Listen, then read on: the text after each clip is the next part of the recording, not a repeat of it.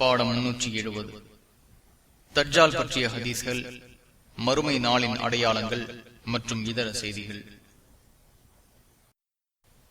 ஹதீஸ் 1808. நவாஸ் இப்னு சம்ஆன் ரலியல்லாஹு அன்ஹு அவர்கள் அறிவிக்கின்றார்கள், ஒரு நாள் காலை தஜ்ஜால் பற்றி நபி ஸல்லல்லாஹு அலைஹி வஸல்லம் அவர்கள் கூறினார்கள். பேரித்த மரத்தின் கீற்றில் அவன் ஒளிந்திருக்கலாம் என நாங்கள் எண்ணும் அளவுக்கு அவனை பற்றி நபி ஸல்லல்லாஹு அலைஹி வஸல்லம் அவர்கள் தெளிவாக கூறினார்கள். அவர்களிடம் நாங்கள் மாலை நேரத்தில் சென்றபோது எங்களை பற்றி அவர்கள் புரிந்து கொண்டு, உங்கள் விஷயம் என்ன என்று கேட்டார்கள்.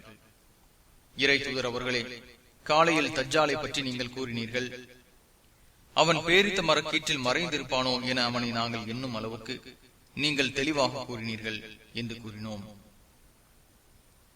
அப்போது நபி ஸல்லல்லாஹு அலைஹி வஸல்லம் அவர்கள், தஜ்ஜாலை விட மற்ற விஷயங்களே உங்களிடம் என்னை மிகவும் பயப்பட செய்கிறது.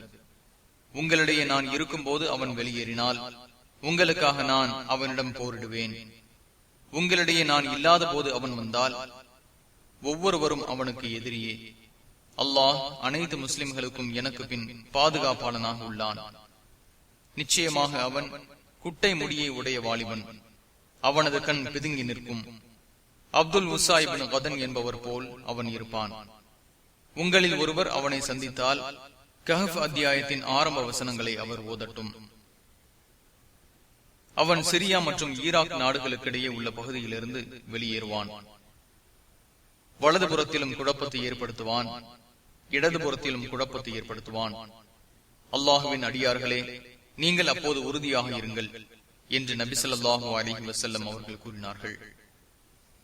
இறை தூதர் அவர்களே, பூமியில் அவன் தங்கி இருக்கும் காலம் எவ்வளவு என்று கேட்டோம். 40 நாள். ஒரு நாள் ஒரு வருடம் போல் இருக்கும், மற்றொரு நாள் ஒரு மாதம் போல் இருக்கும், மற்றொரு நாள் ஒரு வாரம் போல் இருக்கும், மற்றவை உங்களின் சாதாரண நாட்கள் போன்றுதான் என்று கூறினார்கள். இறை தூதர் அவர்களே, ஒரு வருடம் போல் உள்ள அந்த நாளில் ஒரு நாளுக்குரிய தொழுகையை தொழுதால் நமக்கு போதுமா என்று கேட்டோம். இல்லை, அந்த நாளில் அதன் நேரத்தை நீங்கள் கணக்கிட்டு தொழுது கொள்ளுங்கள் என்று நபி ஸல்லல்லாஹு அலைஹி வஸல்லம் அவர்கள் கூறினார்கள். இறை தூதர் அவர்களே, பூமியில் அவனின் வேகம் எவ்வளவு என்று கேட்டோம். காற்று தள்ளி செல்லும் மேகம் போல் வேகம் இருக்கும் என்று கூறிய நபி ஸல்லல்லாஹு அலைஹி வஸல்லம் அவர்கள், அவன் மக்களிடம் வருவான், அவர்களை அவன் வழிக்கு அழைப்பான், அவனை நம்புவார்கள், அவன் கூறுவதை ஏற்பார்கள். வானத்திற்கு அவன் கட்டளையிடுவான், அது மழை பொழியும். பூமிக்கு கட்டளையிடுவான், அது தாவரங்களை முளைக்க செய்யும்.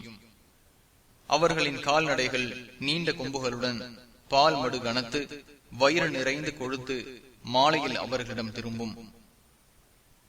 பின்பு மற்றொரு கூட்டத்தாரிடம் வருவான், அவர்களையும் தன் வழிக்கு அழைப்பான். அவனது கருத்தை ஏற்க மாட்டார்கள், அவர்களை விட்டும் அவன் சென்று விடுவான். அவர்கள் தங்கள் சொத்துக்கள் எதுவும் தங்கள் கையில் இல்லாத அளவுக்கு பஞ்சத்தில் தவிப்பவர்களாக ஆகிவிடுவார்கள். பின்பு வறண்ட காட்டுக்கு செல்வான். அதனிடம், உன் புதையல்களை நீ வெளிப்படுத்து என்று கூறுவான். பெரிய தேனியை சிறிய தேனீக்கள் சூழ்ந்து கொள்வது போல புதையல்கள் அவனை சூழ்ந்து கொள்ளும். பின்பு ஒரு வலிமையான வாலிபனை அவன் அழைப்பான். அவனை தன் வாளால் வெட்டுவான். ஒரே வெட்டில் 2 துண்டாக அவனை பிளப்பான். பின்பு இறந்த இளைஞனை அழைப்பான். உடனே அவன் சிரித்த முகத்துடன் எழுந்து வருவான். இந்த நிலையில்தான் அல்லாஹ் ஈசா நபியை அனுப்புவான். திமிஷ்க் நாட்டின் கிழக்கு பகுதியில் உள்ள வெள்ளை மினாராவில் வண்ண ஆடை அணிந்தவர்களாக 2 வானவர்களின் இறக்கைகளில் தங்கள் கைகளை வைத்தவர்களாக இறங்குவார்கள். தன் தலையை அவர்கள் சாய்த்தால் வியர்வை கொட்டும். அதை அவர்கள் உயர்த்தினால் முத்துக்கள் போல் அந்த வியர்வை பிரகாசிக்கும். அவர்களின் மூச்சு காற்றை நுகரும் எந்த இறை மறுப்பாளரும் இறக்காமல் இருப்பதில்லை. அவர்களின் மூச்சு காற்று அவர்களின் பார்வை படும் தூர அளவுக்கு சென்றடையும். ஈசா நபி தஜ்ஜாலை தேடுவார்கள். இறுதியில் பைத்துல் முகத்தஸ் அருகே உள்ள லூத் என்ற இடத்தில் பிடித்து அவனை கொல்வார்கள். தஜ்ஜாலை விட்டும் அல்லாஹ் காப்பாற்றிவிட்ட ஒரு கூட்டத்தாரிடம் அடுத்து ஈசா நபி வருவார்கள். அவர்களின் முகங்களை தடவி விடுவார்கள். அவர்களிடம் சொர்க்கத்தில் உள்ள அவர்களுக்குரிய தகுதிகளை பற்றி ஈசா நபி கூறுவார்கள். அந்த சமயத்தில் ஈசாவிடம் அல்லாஹ், நான் என் அடியார்கள் சிலரை வெளியாக்கி உள்ளேன், அவர்களிடம் யாரும் சண்டை செய்ய முடியாது. எனவே என் அடியார்களை தூர்மலை பக்கம் ஒன்று சேர்ப்பீராக என்று கூறுவான்.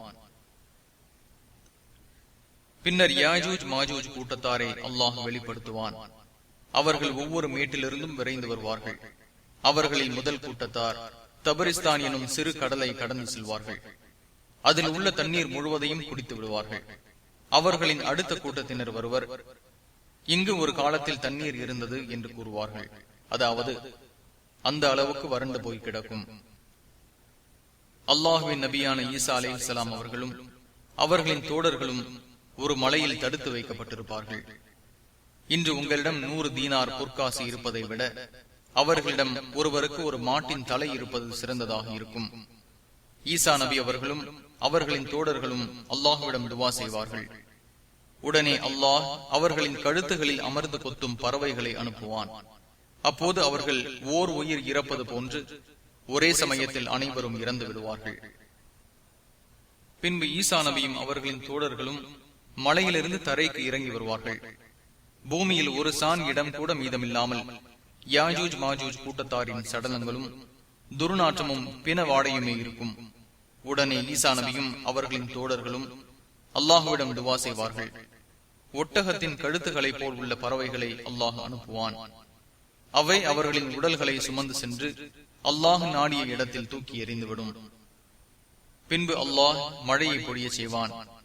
எந்த ஒரு வீடும் கூடாரமும் அதிலிருந்து தப்பித்து விட முடியாது. இதனால் கண்ணாடி போல் பூமி ஆகும் வரை மழை சுத்தமாக்கிவிடும். பின்பு பூமியிடம் உன் விளைச்சல் பொருட்களை வெளிப்படுத்து, உன் பரக்கத்தை மீண்டும் வெளியாக்கு என்று கூறப்படும். அன்றைய நாளில் ஒரு கூட்டம் ஒரு மாதுளம் பழத்தை சாப்பிடும். அதன் தோளின் கீழ் மக்கள் இளைப்பாறுவார்கள். அவர்களின் கால்நடைகளிலும் பரக்கத் செய்யப்படும். ஒரு ஒட்டகத்தின் பால் மனிதர்களில் பெரும் கூட்டம் குடிக்கும் அளவுக்கு இருக்கும். மேலும் ஒரு பசுமாட்டின் பால் மக்களில் ஒரு பிரிவினர் குடிக்கும் அளவுக்கு இருக்கும். ஓர் ஆட்டின் பால் ஒரு குடும்பமே குடிக்கும் அளவுக்கு இருக்கும். இது மாதிரியான நிலையில் அல்லாஹ் குளிர்ந்த காற்றை வீச செய்வான். அக்காற்று அவர்களின் அக்குள்களுக்கு கீழ் போய் சேரும். அனைத்து முஸ்லிமான மூமினான அடியார்களின் உயிர்கள் அப்போது கைப்பற்றப்படும். மக்களில் கெட்டவர்கள் மட்டுமே இருப்பார்கள். அவர்கள் கழுதைகளை போன்று வெக்கமின்றி தங்களுக்கிடையே சண்டை சச்சரவு செய்து கொள்வார்கள். அப்போதுதான் அவர்களிடம் மறுமை நாள் ஏற்படும் என்று நபி ஸல்லல்லாஹு அலைஹி வஸல்லம் அவர்கள் கூறினார்கள். முஸ்லிம் 2937. ஹதீஸ் 1809. ரபி இப்னு ஹிராஷ் கூறுகின்றார்கள், அபூ மசூத் அன்சாரி ரலியல்லாஹு அன்ஹு அவர்களுடன் நான் ஹுதைஃபா இப்னு யமான் ரலியல்லாஹு அன்ஹு அவர்களிடம் சென்றேன். அவர்களிடம் அபூ மசூத் ரலியல்லாஹு அன்ஹு அவர்கள் தஜ்ஜால் பற்றி நபி ஸல்லல்லாஹு அலைஹி வஸல்லம் அவர்களிடமிருந்து நீங்கள் கேட்டது பற்றி எனக்கு கூறுங்கள் என்று கேட்டார்கள். அப்போது, நிச்சயமாக தஜ்ஜால் வருவான், அவனிடம் தண்ணீரும் நெருப்பும் இருக்கும். அவனிடம் தண்ணீராக மக்கள் காண்பது சுட்டெரிக்கும் நெருப்பாக இருக்கும். மேலும் அவனிடம் நெருப்பாக மக்கள் காண்பது சுவையான குளிர்ந்த நீராக இருக்கும். யார் அவனை அடைகிறாரோ அவனிடம் நெருப்பாக காண்பதையே தேர்ந்தெடுக்கட்டும், ஏனெனில் அது தூய்மையான சுவையான நீராகும் என்று நபி ஸல்லல்லாஹு அலைஹி வஸல்லம் அவர்கள் கூற கேட்டேன் என்று ஹுதைஃபா ரலியல்லாஹு அன்ஹு அவர்கள் கூறினார்கள். இதை கேட்ட அபூ மசூத் ரலியல்லாஹு அன்ஹு அவர்கள், நானும் நபி ஸல்லல்லாஹு அலைஹி வஸல்லம் அவர்களிடம் இதையே கேட்டேன் என்று கூறினார்கள். புகாரி 3450, முஸ்லிம் 2934, 2935. ஹதீஸ் 1810. அப்துல்லாஹ் இப்னு அம்ர் இப்னு ஆஸ் ரலியல்லாஹு அன்ஹு அவர்கள் அறிவிக்கின்றார்கள், என்னுடைய சமுதாயத்தில் தஜ்ஜால் தோன்றுவான். 40 காலம் தங்கியிருப்பான். அது 40 நாளா அல்லது 40 மாதமா அல்லது 40 வருடமா என்பதை அறிய மாட்டேன். அப்போது அல்லாஹ் நபி ஈசா இப்னு மரியம் அலைஹிஸ்ஸலாம் அவர்களை அனுப்புவான். ஈசா நபி அவர்கள் அவனை தேடி அழிப்பார்கள். பின்பு மக்களிடம் 7 வருடங்கள் நிம்மதியாக வாழ்வார்கள். 2 பேர்களுக்கிடையே பகைமை என்பதே ஏற்படாது. பின்பு அல்லாஹ் சிரியா நாட்டிலிருந்து குளிர்ந்த காற்றை அனுப்புவான். அணுவளவு நற்செயலோ அல்லது இறை விசுவாசமோ என தன் உள்ளத்தில் வைத்துள்ள பூமியில் உள்ள எவரையும் அந்த காற்று கைப்பற்றாமல் இருக்காது. உங்களில் ஒருவர் மலை பொந்துகளினுள் போய் நுழைந்து கொண்டாலும் அவரின் உயிரை கைப்பற்ற அந்த காற்று அங்கும் நுழையும். மக்களில் கெட்டவர்கள் மட்டுமே இருப்பார்கள். பறவைகள் பறந்து திரிவது போலவும் மிருகங்களின் செயல்கள் போலவும் அவர்களின் செயல்கள் இருக்கும். நல்லதை அவர்கள் அறிய மாட்டார்கள், கெட்டதை விளக்கவும் மாட்டார்கள்.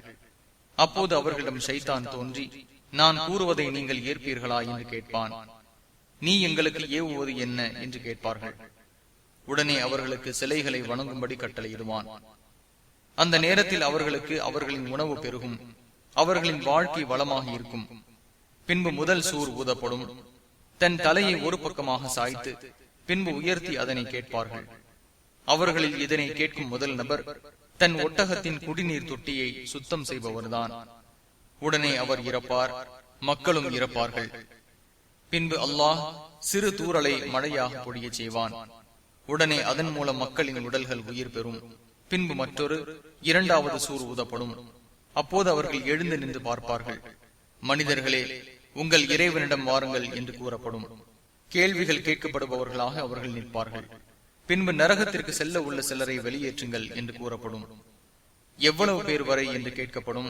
1999 பேர் வரை என்று கூறப்படும்.